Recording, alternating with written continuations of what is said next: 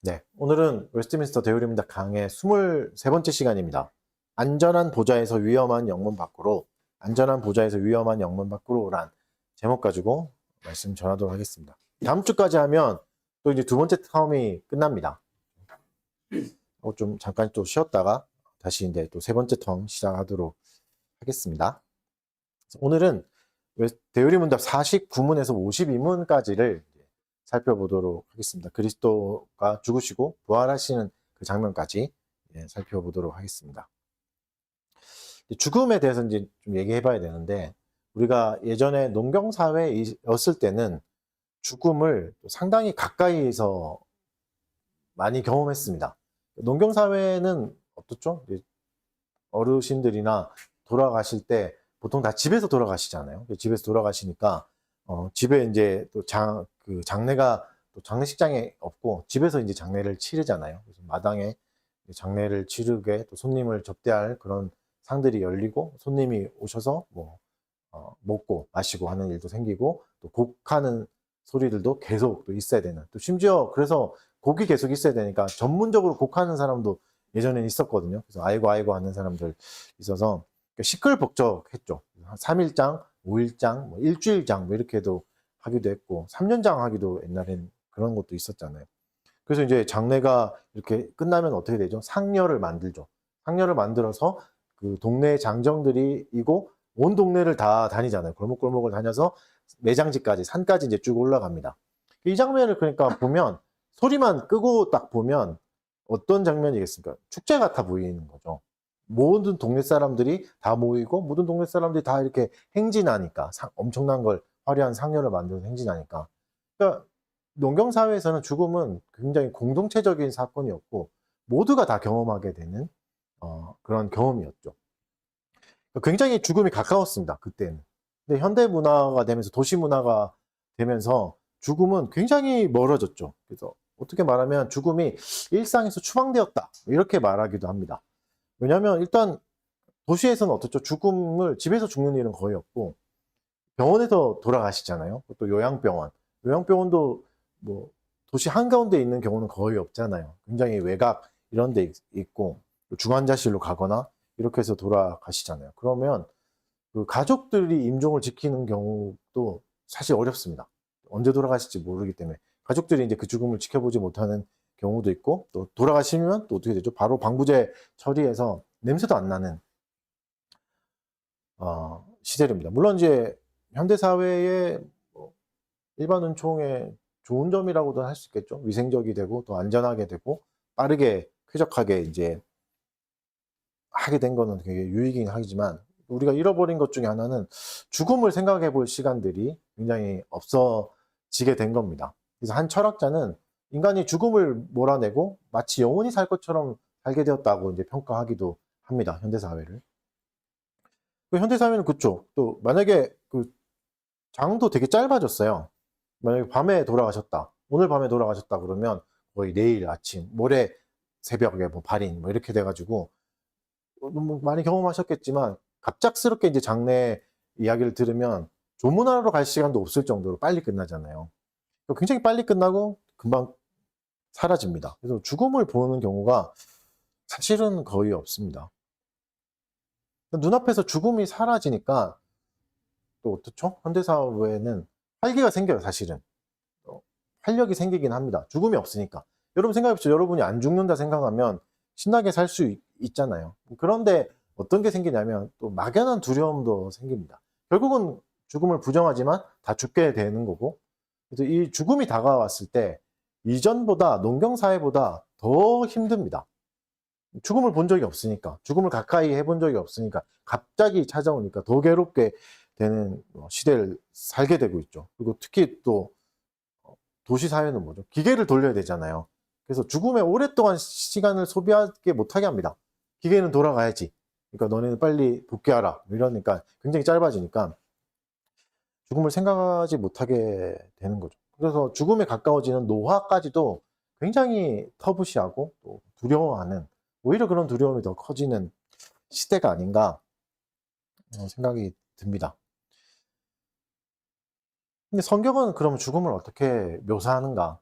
일단 성경은 죽음을 미워하지 않죠. 십자가가 가장 대표적인 예지 않습니까? 십자가를 굉장히 처절한 모습들을 그대로 다 보여주십니다. 그리고 그대로 다 폭로하죠. 이렇게 죽음이 무섭다. 죄의 싹이 죽음이다. 율법의 저주로 인해서 반드시 받아야 될 그 저주들이 명확하게 모든 인간에게 공평하게 임한다는 것을 알려줍니다. 특히 이제 기독교인들이 우리가 예배 시간에 지금은 고백하고 있지 않지만 고백하는 사도신경에도 죽음이 명확하게 명시돼 있죠. 특히 예수님의 죽음들.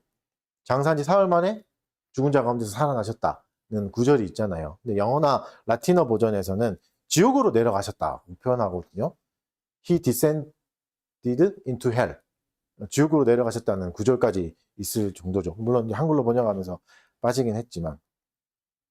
그러니까 죽음이라는 게 그냥 자연현상이 아니라 그리스도가 겪으셨으니까 죄를 대신해서 갚으셔야 될 율법의 모든 요구를 다 취득하셔야 될, 이루셔야 될 그리스도께서 받으셨으니까 굉장히 무서운 형벌이다. 법적인 집행이다. 이런 거를 알려주시는 거죠. 그래서 오히려 우리에게 새 생명을 전해주십니다. 죽음을 오히려 드러내서 우리를 겁주려는 게 아니라 공포에 빠지게 하는 게 아니라 우리가 진짜 그런 존재구나. 그래서 구원이 필요하구나. 그리고 그리스도가 베풀어 주신 은혜가 진짜 놀라운 거구나. 그걸 오히려 묵상하게 하시는 거죠. 겁주려는 게 아니죠. 그래서 새 생명의 이 가치들, 우리가 받은 생명이라는 것이 이렇게 소중한 거구나라는 걸 또 알게 해주시는 겁니다. 그래서 오늘은 49문부터 52문을 보고 또 본문을 살펴보면서 죽음까지 낮추셨다는 그리스도의 그 비하가 그리고 죽음에서 부활하셨다는 그리스도의 그 승귀가 우리에게 어떤 의미인지 또 우리에게 어떤 삶을 살게 하는지 한번 같이 묵상해 보도록 하겠습니다. 먼저 대우리 문답 한번 봅시다. 49문을 문답해 보겠습니다. 49문 그리스도께서는 죽으실 때 자신을 어떻게 낮추셨습니까? 그리스도께서는 죽으실 때 제자들에게 버림받으셨으며 세상으로부터 조롱과 배척을 받으셨고 빌라도에게 정죄받으시고 박해하는 사람들을 고통받으셨습니다. 또 죽음의 공포와 어둠의 권세와 싸우시고 하나님의 진노의 무게를 느끼시고 감당하셨으며 자기 생명을 속죄 제물로 드리셨고 십자가에서 고통과 수치와 저주받은 죽음을 견디셨습니다. 49문은 예수님이 십자가로 향해 가는 그 과정 자체 전체를 다 보여주시죠. 과정 자체가 뭐죠? 괴로움 그 자체입니다. 모든 괴로움들 다 보여주시죠. 그러면 왜 이렇게 그리스도가 모든 괴로움을 다 겪으시고 십자가에서 죽으셨는가? 왜 그러셨는가? 말씀을 보면 고린도전서 15장 3절은 이렇게 말씀하십니다. 제가 읽어드릴게요. 내가 받은 것을 먼저 너에게 전하노니 이는 성경대로 그리스도께서 우리의 죄를 위하여 죽으시고 이렇게 비참한 모든 과정을 다 통과해서 그리스도가 죽으셨던 이유는 성경대로 우리의 죄를 위하여라고 말씀하십니다. 단순히 이제 뭐 예언이 성취됐다 이 정도 의미가 아니라 이 성경대로라는 것은 이사야서 대표적인 게 이사야서 53장이죠. 53장에서 선언한 이제 죄의 싹이 사망이다. 이것을 이제 쭉 말씀하시고 그것이 그대로 성취되고 그것을 공의의 법정에서 그리스도가 다 받아내셨다는 그런 사법적인 선언이기도 합니다. 예수님이 너희가 받아야 될 것들, 죄의 싹으로 받아야 될 것 모든 것을 다 받아내셨다. 그래서 이건 신학에서는 이제 수동적 순종이라고도 하죠. 뭐 억지로 끌려가셨다는 의미가 아니라 율법이 요구하는 형벌들, 받아야 되는 그 모든 고통을 예수님의 육체로 다 받아내셨다는 거죠. 죽음으로 가는 모든 여정 그 자체가 그냥 형벌의 진행이었던 그 과정을 말씀하십니다. 그래서 십자가는 뭐 단순히 예수님이 실패하셨다, 모든 인생이 끝났다, 뭐 이런 의미가 아니라 율법의 모든 저주를 남김없이 다 받아내셨다. 그 고난의 잔을, 율법의 잔을 다 마셨다. 이제 법적인 승리를 말씀하시는 겁니다. 그래서 우리가 뭐 칭의도 그렇고 뭐 이런 구원에 관해서 얘기할 때, 율법에 관해서 얘기할 때 특히 이제 법적인 용어다, 법적이다 이 의미를 굉장히 많이 말하잖아요. 근데 이게 좀 더 어떤 우리 F들은 너무 차갑게 들리기도 하거든요. 그쵸? 아니, 십자가의 그 완전한 사랑, 뭐 이런 거 얘기해도 뭐 자꾸 법 얘기 아니야. 딱딱하고 차갑게 그렇게 생각할 수 있는데, 뭐 십자가의 무조건적인 사랑, 그게 더 위대하고 아름답지 않냐 하는데 사실 잘 생각해 보면 법적인 대가 지불이 없다면 그 법적인 공의가 완성되지 않는다면 그 사랑은 오히려 사기가 될 수 있고 불의함이 될 수 있습니다. 뭐 예를 들어서 그렇잖아요. 우리가 많이 보는 권력자들이 아내를 너무 사랑해. 아내를 너무 사랑해서 아내가 뭐 주가 조작을 하든 나쁜 일을 하든 다 막아주는, 그러면 아 사랑이 넘치는구나 이렇게 말하나요? 그렇지 않죠. 뭐라 말하죠? 권력자가 타락했다고 얘기하죠. 사랑은 넘치잖아요. 무조건적 사랑이 이거잖아요. 무조건 사랑. 내 가족이라면 내 가족이 뭐 내 아들이라고 해도 내 아들이 저질렀던 죄라고 해도 무조건도 다 사랑해주고 무조건 다 용서해준다면, 심지어 권력자가 그런다면 타락이라고 말하죠. 그러니까 법이 없다고 법을 무시한 사랑은 이렇게 악해질 수 있습니다. 타락이 될 수 있습니다. 악당도 범죄자도 자신의 자녀는 사랑하잖아요. 자신의 가족은 사랑하잖아요. 그래서 사랑이 최고선이 될 수는 없습니다. 사랑만으로 뭐 다 하자, 사랑만 얘기하자 이러는 것들은 위험할 수 있다는 거죠. 그래서 이런 법정적인 공의가 완성된 사랑, 정의로운 사랑이라고 하는 사랑이 오히려 우리에겐 더 안전하고 우리에겐 더 강하게 다가올 수 있습니다. 특히 우리가 감정이 요동치는 경우가 많잖아요. 오늘 아침도 제가 오는데 주차할 데가 없어서 이렇게 되면 너무 짜증 날 때가 많지 않습니까, 여러분? 주차장이 없고 기분 좋게 진짜 오늘 하나님 예배해야지 이렇게 하고 왔는데 주차 딱지가 내 차에 붙어 있는 순간 찬양하기도 싫어지거든요. 우리의 감정이 그렇잖아요. 그러니까 이게 아침에 출발할 때 감정과 예배당에 도착했을 때 감정도 달라요. 우리의 감정이 너무 달라요. 그러면 우리가 만약에 무조건적인 사랑이라면 내 감정이 너무 중요해지거든요. 내가 느끼고 있는 것들, 내가 지금 누리고 있는 감정, 이것에 자꾸 근거하게 되면 오히려 우리는 더 괴롭습니다. 구원이 감정에 달려있다면, 무조건적인 사랑에 달려있다면 불안이 더 커집니다. 내 감정이 너무 수시로 흔들리니까. 하나님의 사랑이 안 느껴질 때도 너무 많잖아요. 안 느껴지는 정도가 아니라 원망이 될 때도 있고 싫어질 때도 있고, 왜 나한테 이런 걸 주시나요 하면서 너무 싫어질 때도 있잖아요. 그러면 그때는 어떻죠?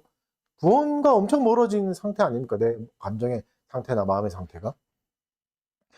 그래서 여러분, 오히려 이런 법정적인 보호가 없다면, 법정적인 결정이 없다면 우리는 더 불안합니다. 예수님 십자가로 법정에서 형벌을 다 치르셨다. 그래서 일사부재리의 원칙으로 우리에게는 그 죄를 묻지 않으신다는 보장이 있을 때 우리의 감정은 오히려 더 자유함을 얻을 수 있습니다. 법정 결정이 없으면 어떻죠, 여러분? 뭐 지난주가 이제 고난주간이라고 하잖아요, 여러분. 오랜만에 들어보시죠. 고난주간, 그런 게 있습니다, 한국교회에. 그 고난주간이었잖아요. 그 고난주간에는 우리 감정만이 있다면 어떻죠? 그때는 기뻐하면 안 돼요, 그렇죠? 기뻐하면 안 되고 슬퍼해야 됩니다. 괴로워해야 되고. 그래서 뭐 특별히 새벽기도 뭐 이런 거 해가지고 좀 자신을 괴롭히던가 이런 거 해야 되죠. 근데 되게 웃긴 게 딱 그렇게 끝나고 오늘은 또 부활절이잖아요. 부활절은 또 뭐죠? 기뻐해야 돼요. 요때 슬퍼하면 안 됩니다. 그렇죠? 이날은 또 슬퍼하면 안 돼요. 그러니까 감정이라는 게 그렇게 되는 게 아니잖아요, 기계적으로. 그러니까 오히려 우리가 사랑이 법정적인 근거가 아니라 사랑에만 근거하면 우리의 감정의 자유가 없어요. 그리스도의 십자가를 생각했는데 내가 슬프지 않아. 그리스도의 십자가를 생각했는데 사랑이 막 섬지 않아. 그럼 나에게 문제가 있구나. 이럴 때가 너무 많죠. 이걸로 자꾸 신앙생활을 하게 되면 법정적 근거가 없으면 그거에 중심을 두게 됩니다. 그래서 내 감정을 자유롭게 허락하지 않아요. 이때는 무조건 슬퍼야 되고 또 무조건 기뻐해야 되고, 찬양할 때 무조건 기뻐해야 돼. 이때 슬퍼하면 안 됩니다. 다 일어나서 막 박수치면서 환호하면서 해야 되잖아요. 감정이 오히려 더 기계적이 되죠. 더 이상해져요. 감정을 굉장히 이상하게 이끌게 됩니다. 물론 감정조차도 최고선이 아니어서 모든 감정을 다 막 누리고 마음대로 해라 뭐 이런 건 아니지만, 오히려 법정적인 보호가 있을 때 우리 마음이 차가워지는 게 아니라 오히려 더 다채로워질 수 있다는 겁니다. 다양한 감정을 다 누릴 수 있죠. 슬픔도 탄식도 누릴 수 있게 되는 겁니다. 그래서 그리스도가 우리의 법정적 구원을 위해서 어디까지 낮아지셨는가? 오신문을 또 보겠습니다. 오신문 문답은 한번 해볼게요. 그리스도께서 죽으신 후에 어떻게 낮아지셨습니까? 그리스도께서 죽으신 후에 장사되셔서 죽음의 상태로 죽음의 권세 아래 계속 계셨습니다. 이를 다른 말로 지옥에 내려가셨다고 표현. 그리스도가 죽으시고 사흘이 지났잖아요. 3일이 지났습니다. 죽음의 상태로 이제 죽음의 권세 아래 계속 계셨다. 이제 우신문은 설명하고 있습니다. 근데 예수님은 하나님이시잖아요. 권능자신데 죽으셔도 1초 만에 부활하실 수도 있잖아요. 근데 왜 3일이었을까? 이런 시간을 이제 보내셨던 것은 그리스도가 실제적으로 죽으셨다는 것을 이제 우리에게 또 알려주는 장치이기도 하고, 또 율법의 무서운 선고가 완벽하게 다 집행됐다. 그리스도 그냥 죽음을 맛만 보거나 신웅만 하시거나 이런 게 아니라 진짜로 실제로 다 죽으셨다. 그리고 법적인 유예 기간 이걸 다 채우셨다는 그런 뜻이기도 합니다. 그러니까 완전한 형벌을 가장 무력한 상태에서 3일간이나 다 받아내셨다. 그래서 하나님의 공의를 완전히 만족시키셨다. 법적인 유예 기간을 다 채웠다는 뜻인 거죠. 그래서 여러분, 이 3일이라는 시간도 우리에게는 굉장히 유익을 줍니다. 예수님이 계셨던 그 3일간의 기간, 사도신경에서는 지옥으로 내려가셨다고 표현하는 그 3일의 기간은 가장 밑바닥으로 우리 인간이 닿을 수 있는 가장 최저의 상태에 법적으로 계셨다는 거거든요. 여러분 한번 생각해 보십시오. 우리가 갈 수 있는 최악의 상황이 그거잖아요. 갑자기 죽는 거. 죽음의 상태로 내려가서 아무것도 못하게 되는 거. 그잖아요. 그런 자리잖아요. 그게 너무 두렵잖아요. 근데 그리스도가 거기에 계셨다고요. 그 3일의 시간들을 다 겪어내셨다고요. 법적으로. 완전하게. 그래서 신자의 무덤은 우리가 가게 되는 죽음의 시간들, 지옥과 같이 느껴지는 괴로움의 시간들은 이제는 그냥 저주의 시간이 아니라 그리스도가 하셨던 것처럼 그 3일간을 뭘 기다리셨죠? 부활을 기다리셨잖아요. 부활을 기다리시면서 오히려 안식할 수 있었던 시간이 되는 것처럼 우리에게도 소망이 생깁니다. 여기에 그리스도가 왔다 가셨구나. 내가 아직 닿지 못한 곳까지 그리스도가 이미 다 다녀가셨구나. 그리고 이곳에서 그리스도가 부활을 기다리셨구나. 난 이 자리에서 끝나는 인생이 아니라 그냥 저주받아서 끝나는 인생이 아니라 여기서 다시 일어날 수 있겠다. 여기서 다시 그리스도를 볼 수 있고 소망을 품을 수 있다. 이런 마음을 주시는 거죠. 그래서 여기서 이걸 더 자세하게 알려주는 단어가 형편입니다. 상태입니다. 상태. 상태라는 단어를 23문에서도 그러고 죄를 다룰 때도 다뤘고 여기서도 이제 나오거든요. 상태라고 하잖아요. 근데 한글로는 다 상태인데 영어로는 달라요. 기억나십니까? 23문? 우리가 죄의 상태에 있다 할 때 그 단어가 뭐였죠? 영어로? 이스테이트였잖아요. 그쵸? 그 말하려고 했던 거 맞죠, 여러분? 이스테이트였잖아요. 이스테이트. 그래서 전에 말씀드린 대로 뭐 귀족이 갖고 있는 영지 이런 거 할 때 이스테이트라는 단어를 쓰고 그 영지는 상속이 되죠. 그래서 이스테이트는 이제 상속되는 뭐 나의 이제 아담으로부터 받았던 본성 이런 뜻도 있습니다. 뭐 유전되는 뭐 환경들 이런 게 이제 이스테이트인 거죠. 그냥 태어나면서부터 자동적으로 받게 되는 상태가 이스테이트. 근데 예수님이 오늘 계셨다는 죽음의 상태는 스테이트예요. 이가 빠집니다. 스테이트. 스테이트는 또 상태의 뭐 신분이라고도 해석할 수 있는데 사법적인 지위입니다. 사법적인 위치. 사법적으로 이 위치에 계셨다는 상태인 거죠. 그러니까 그리스도가 이 죽음의 상태에 계셨다는 것은 그리스도는 그러니까 이 스테이트가 없죠. 죽음의 이 스테이트는 없죠. 그리스도가 상속받으신 죄는 없는 거죠. 무지하게 태어나셨으니까. 그러나 스테이트는 계셨다. 법적인 지위는 가지셨다. 너무 어렵나요? 내 현실이 이 스테이트죠. 지옥과 같은 나날들, 너무 괴로운 나날들이 있고, 그러나 그리스도가 스테이트를 취하심으로 법적인 지위를 취하셨다는 것은 자신의 의지로 자발적으로 그 자리에 서셨다는 겁니다. 왜? 우리의 이 스테이트를 위해서, 이 스테이트에서 우리를 구원하시기 위해서, 우리의 형편에서 우리를 구원하시기 위해서 무죄하신 그분이 죄인의 자리에 서셨고 우리에게 뭘 물려주시는 겁니까? 스테이트를 물려주시는 겁니다. 어떤 스테이트?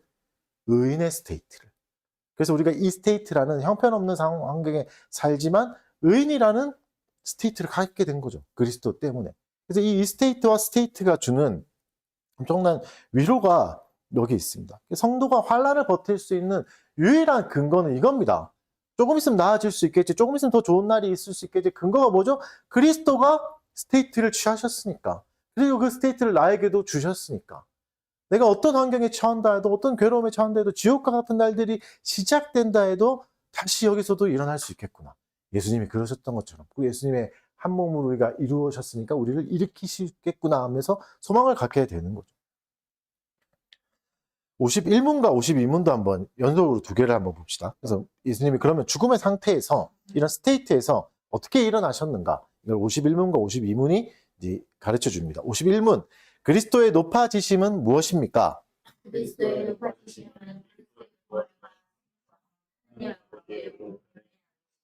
그리고 52문도 보겠습니다. 그리스도께서는 부활을 통해 어떻게 높아지셨습니까? 그리스도께서는 다음과 같이 높아지셨습니다. 그리스도께서는 죽으셨으나 썩지 않으셨고 이는 그리스도께서 사망에 매여 있을 수 없기 때문입니다. 고난받으실 때의 몸과 본질적으로 같은 속성의 몸이 그러나 이 몸은 죽음이 없고 이 세상에서 누구나 겪는 연약함이 없습니다. 그리스도의 영혼과 실제로 연합하여 셋째 날에 죽은 자가 돼서 자신의 능력으로 다시 살아나셨습니다.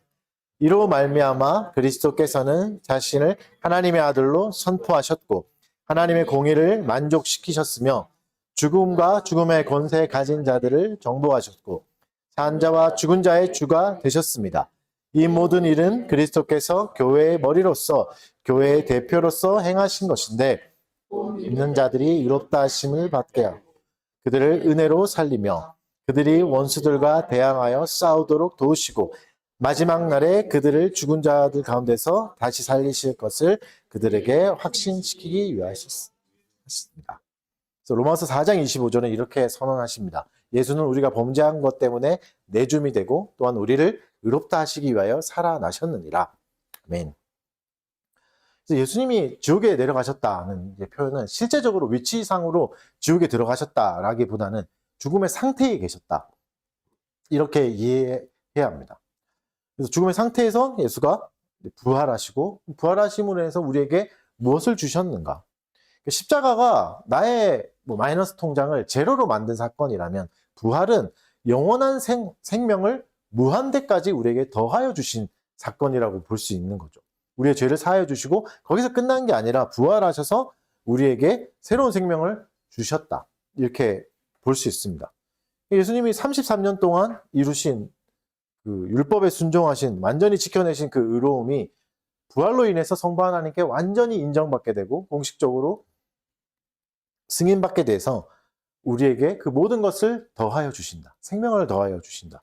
그래서 의의 전가가 되는 그리스도가 이루신 모든 의로움들이 우리에게 또 전가되는 일이 일어나는 거죠. 그래서 그리스도가 하신 일을 되돌이 본다면 뭐라 말하냐면 교회의 머리로서 하셨다고 합니다. 교회의 머리로서 공적인 인물로서 공적인 대표로서 이것을 행하셨다. 공적인 대표로서 머리로서 행하셨다는 말은 뭡니까? 교회도 똑같은 유익을 누린다.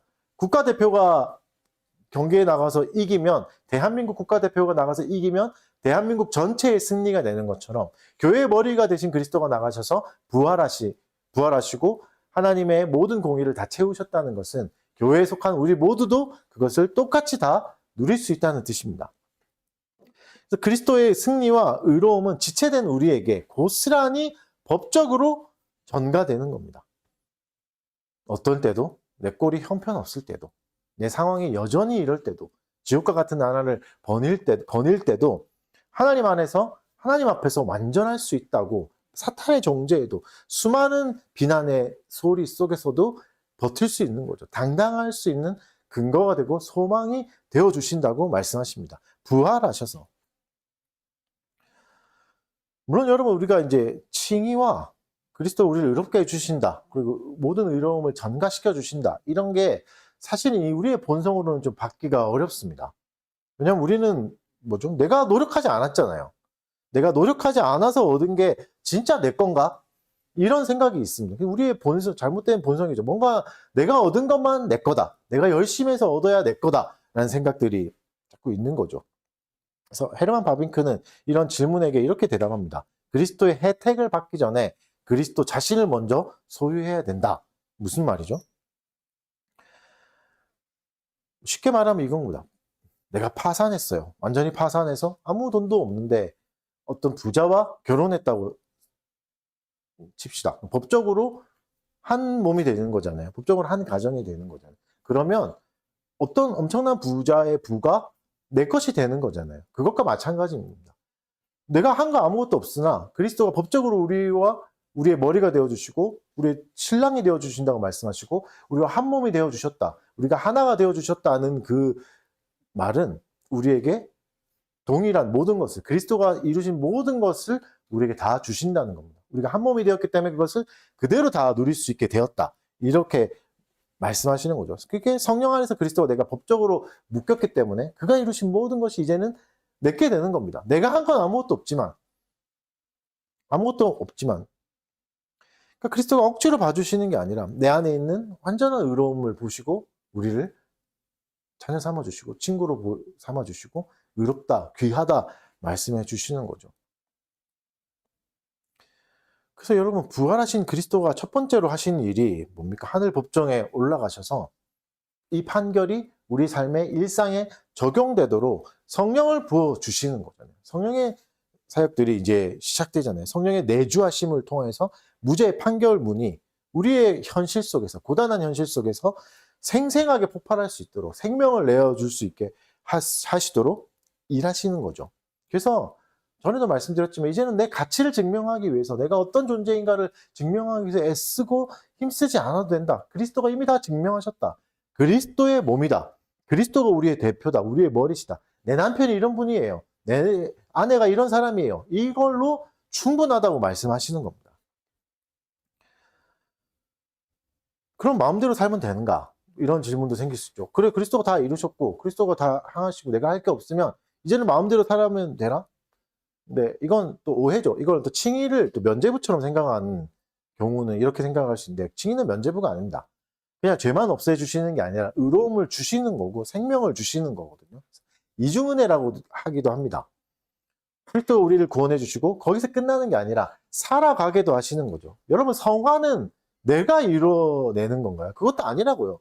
성화도 은혜입니다. 성화도 이루어 주시는 겁니다. 그래서 우리 안에서 이 생명이 신분이 완전하다고 해서 그 다음부터 방종하면서 살아도 된다 이런 게 아니라 우리에게 생명을 주셔서 그렇게 살게 하시는 겁니다. 교회로 살게 하시는 겁니다. 그리스도가 대표가 되신 몸답게 살게 하십니다. 그래서 이 현실 속에서 우리에게 생명을 주시는 거죠. 그래서 그렇게 살게 하시는 거죠. 이 완전함 속에서 살게 하시는 거죠. 그래서 어떻게 합니까? 그리스도의 하나님의 법을 점점 더 좋아하게 되고 점점 더 지키고 싶어지게 됩니다. 하나님의 법을 못 지켰을 때는, 어겼을 때는 점점 더 찔리게 되는 거죠. 점점 더 괴로워하게 되는. 그래서 순종이 더 깊어지는 그런 생명을 허락하신다고요. 그래서 가만히 있을 수가 없습니다. 가만히 있을 수 없고 그냥 마음대로 누릴 수 있다. 그거는 오히려 이 은혜를 못 누린다고 봐야 되는 케이스인 거죠. 그래서 게을러질 수 없습니다. 이 완전함이 우리에게 있는 거죠. 그래서 여러분 그리스도의 죽음은 우리의 비천한 현실을 새롭게 보게 합니다. 오피리어라는 그림 아시죠? 화가 밀레이의 그림. 제가 주보에 첨부해드린 영국 화가가 그린 오피리어라는 그림이 있습니다. 굉장히 유명한 그림이고 햄릿에 나오는 여주인공인 오피리어가 죽은 장면을 굉장히 미학적으로 아름답게 그려낸 장면이거든요. 아름다운 꽃밭에 있는 것 같이. 네, 오피리어는 익사해서 죽거든요. 물에 빠져가지고 죽는 모습인데 실제로 물에 빠지면 몸이 퉁퉁 붓고 완전히 굉장히 보기 어려운 모습으로 흉악하게 망가지는데 이 밀레이의 그림은 굉장히 아름답게 죽음을 포장합니다. 그래서 아름답게 죽음을 감상하게 돼요. 이 그림을 한참 보게 되거든요. 너무 아름다워서 이게 진짜 죽음인가? 갖가지 생각을 하게 되는 거죠.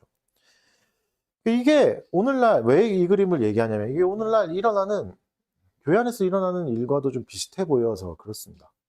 우리는 그리스도의 죽음을 너무 감상적으로 감상할 때가 너무 많은 것 같아요. 그리스도가 십자가에서 죽으셨지, 온갖 고생을 하셨지, 저렇게 고난을 당하셨냐면서 굉장히 거리를 두면서 그것을 그냥 소비하듯이 감상하는 거죠. 예배당에서 눈물 흘리고 억지로 막 짜서 이제 막 눈물 흘리잖아요. 십자가 보면 여러분 요때 다 기억나시죠? 뭐 이때 이제 막 금요일 밤 특히 막 그런 거 패션 오브 크라이스트 이런 거 막 틀어주면 막 이러고 막 억지로 막 슬픈 생각 막 짜내가 엄마 죽는 생각하고 막 이래가지고 억지로 짜내서 막 울고 막 그러잖아요.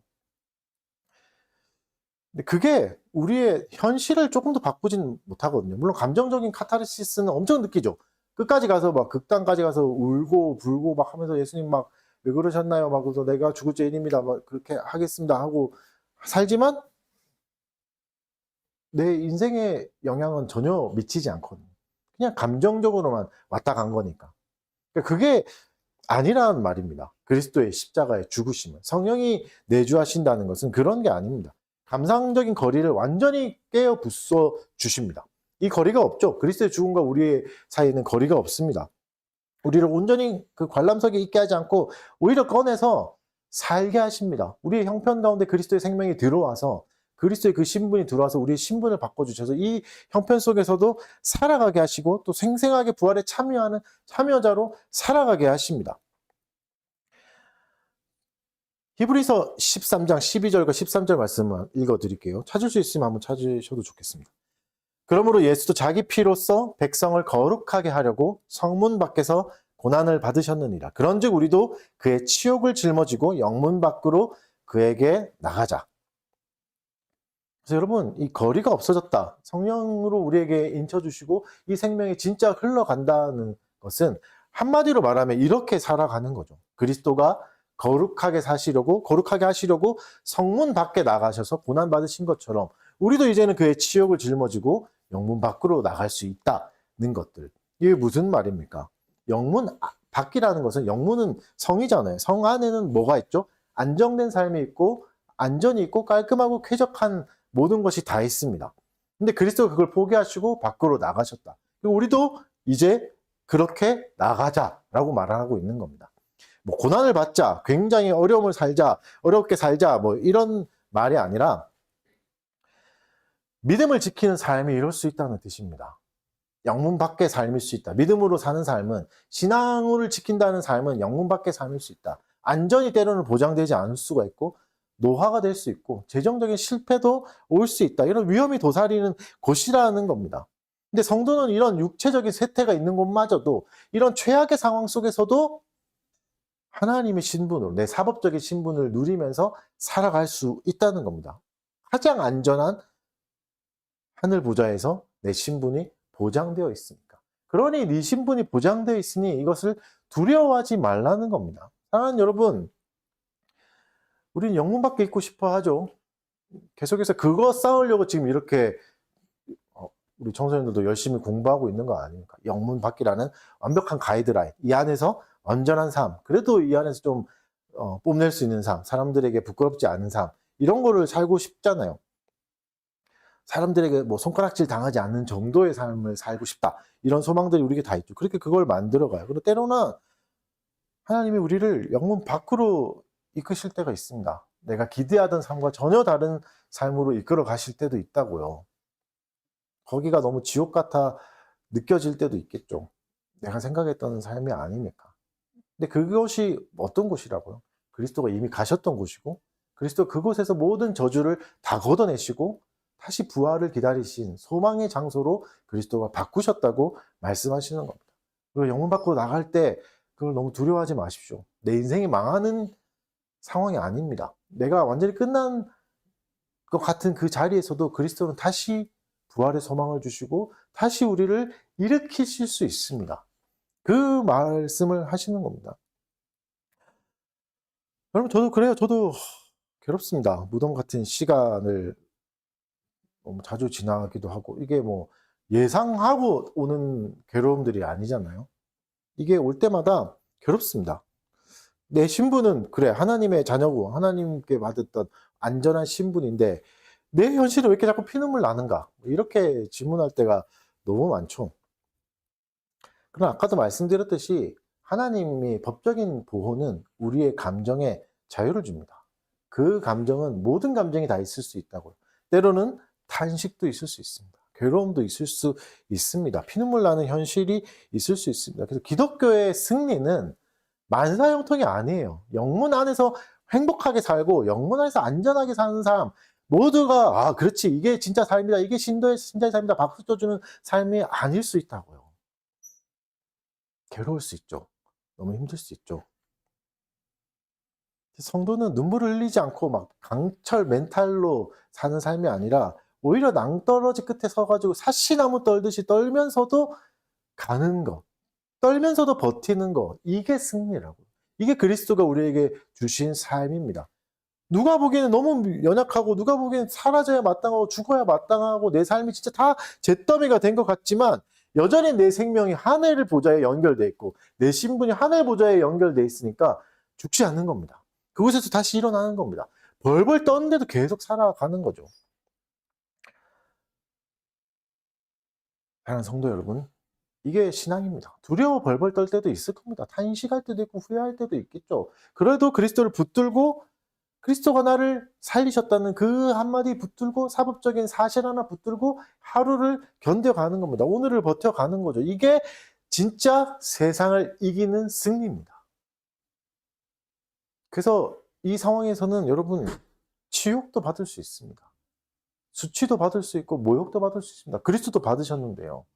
오해도 받을 수 있어요. 사람들에게 왕따 당할 수도 있어요. 그리스도도 그러셨는데요.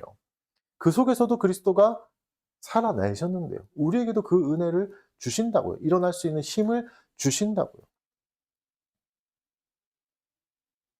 사랑하는 성도 여러분, 찐입니다. 찐입니다. 제가 지난 한 주간 거의 멘탈이 털려가지고 이거 어떻게 해야 되나 이런 상황에 또 이사를 가야 되나 교회가 이런 상황에 너무 괴로운 시간을 한 주간 보내면서 붙들었던 말씀입니다. 그의 치욕을 지고 영문 밖으로 나가는 것이 인생이 망하는 게 아니고 물론 너무 두렵고 손가락질 당하고 누구도 이해해주지 못하고 그걸 설명할 길도 없고 그런 삶이지만 그리스도가 가셨다면 나에게도 유익이 있을 거고 나에게도 생명이 있을 거다. 그 말씀으로 벌벌 떨면서 교회를 나왔습니다. 여러분.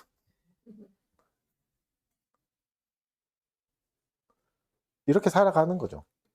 한 주를 버티면서 탄식하면서도 왜 이렇게 가시나 다 알지는 못하겠지만 한숨이 나오는 삶을 살아가겠지만 아니요 여러분 그게 여러분의 인생이 실패했다는 말이 아니라 여러분의 신앙이 잘못됐다는 것도 아니고 믿음이 없다는 말이 아니라 그리스도가 다 보여주셨던 삶입니다. 떨면서도 가는 거죠. 고난의 잔을 거절하지 않는 거죠. 사랑하는 성도 여러분, 세상에서 가장 안전한 법정적인 이 보장, 승리, 이게 부활입니다. 그날을 기념하는 게 주일이죠. 그리스도가 부활하셨다는 기념하는 날이 주일이잖아요. 우리는 매일 그래서 주일날 예배를 드리는 거 아닙니까? 주일날 하셔야 될 게 이건 사법적인 정의. 그거 굉장히 차가워 보이고 아무것도 아닌 것 같아 보이지만 그 정의가 지금 나를 살리는구나. 내가 지옥과 같은 시간들을 지금 지나고 있지만 그리스도가 살아나셨던 것처럼 나는 살아날 수 있구나. 나는 여기서도 살아갈 수 있구나. 영문 밖에도 삶은 이어지는구나. 여기는 아무것도 없는 줄 알았더니 아니구나. 여기는 그리스도가 계시는구나 하면서 그리스도를 발견하면서 하루하루 버티면서 살아가는 거죠. 사랑하는 성도 여러분, 이번 한 주간도 그렇게 살아가시길 바랍니다. 내일부터 또 영문 밖의 삶이 시작될 겁니다. 괴롭겠죠. 내가 생각했던 대로 예상했던 대로 삶이 안 흘러갈 수도 있습니다. 그래도 괜찮습니다. 그리스도가 다 경험하셨던 것이고 그리스도가 거기서도 우리를 건지실 수 있고 또 이미 건지셨고 완전한 신분의 보장으로 우리를 지탱하고 계시기 때문에 우리는 또 걸어갈 수 있을 겁니다. 이 은혜를 누리시는 모든 여러분들이 되시기를 주의 이름으로 축원합니다. 아멘.